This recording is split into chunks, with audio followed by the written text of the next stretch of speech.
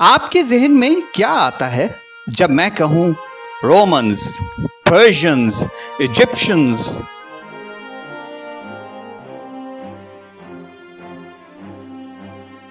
آپ کے ذہن میں ایک زبردست فوج آئے گی، ایسے بیٹل فیلڈ ذہن میں آئیں گے جہاں دونوں طرف ہزاروں کی تعداد میں زمینی افواج ایک دوسرے کے سامنے کھڑی ہوں گی۔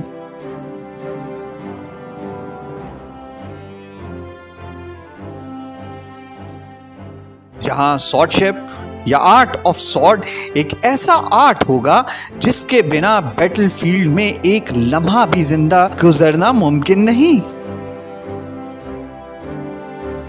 گھمسان کی جنگ اور لاشوں کے ڈھیر۔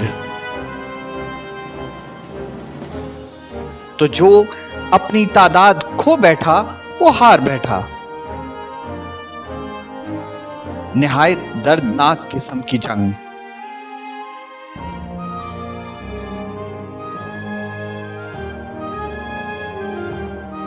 اب میں کچھ اور ریاستوں کے نام لیتا ہوں: انگلینڈ، پورتگیز، فرینچ۔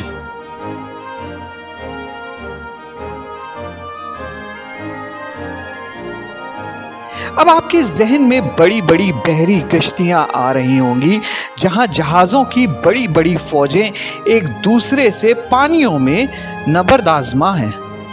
جہاز توپوں سے لیس ایک دوسرے کے اوپر گولے برسا رہے ہیں، اور جس کا بھی بحری جہاز ڈوب گیا اس کے تمام سیلرز پانی کی موت کے لیے تیار ہیں۔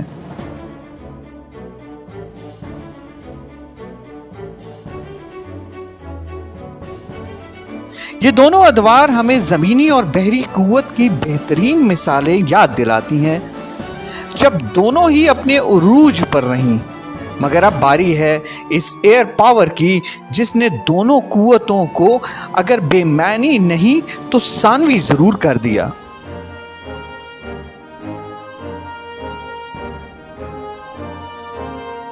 F-22، F-18، F-35، J-22، J-10، Rafale, Eurofighter, aircraft carriers.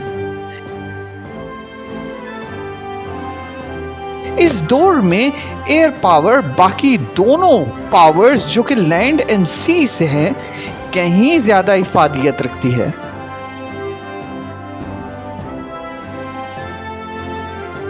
بہت چھوٹے سے نوٹس میں یہ ایئر ایسٹس کو دشمن کے لینڈ اور ایئر اور سی ٹارگٹس اور ایسٹس پہ بھیج کر پریسیژن سٹرائکس کی جا سکتی ہیں اور تمام اسٹریٹجک اور ٹیکٹیکل آبجیکٹیوز حاصل کیے جا سکتے ہیں۔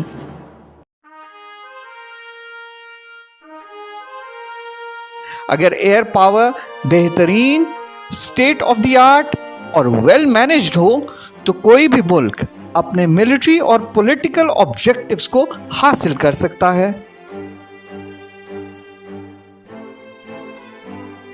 یہی وہ وجہ ہے کہ پاکستان ایئر فورس نے نہایت کم عرصے میں وہ اسٹریٹجک ایسٹس حاصل کیے جو کہ اس سوچ کا مکمل احاطہ کر رہی ہے کہ پاکستان ایئر فورس کا رول پاکستان کے military and political, regional and international objectives کو حاصل کرنے میں کلیدی ہوگا۔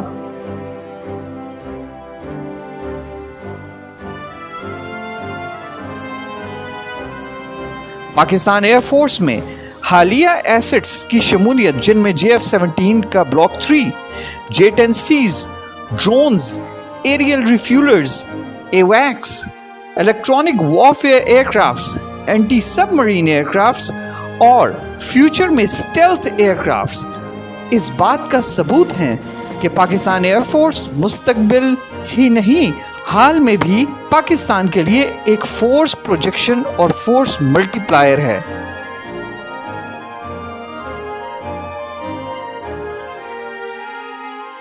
پاکستان ایئر فورس نے ڈرون ٹیکنالوجی کی انڈیجنائزیشن سے یہ ثابت کیا ہے کہ پاکستان ایئر فورس اپنے ایسٹ مینجمنٹ میں بہت پروڈنٹ ڈیسیژنز لے رہی ہے۔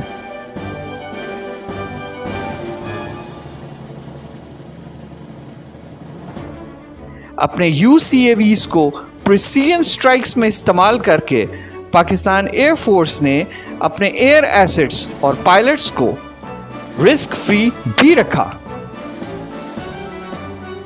پاکستان ایئر فورس آنے والے دنوں میں نہ صرف ریجن میں ایک فارمیڈیبل ایئر پاور بننے جا رہی ہے بلکہ ایک اسپیس فورس بھی بہت جلد بن جائے گی۔ جو ترقی پاکستان ایئر فورس نے پچھلے کچھ سالوں میں کی ہے وہ دہائیوں کی سوچ کی عکاسی کرتی ہے۔ Long live Pakistan Air Force. Long live Pakistan.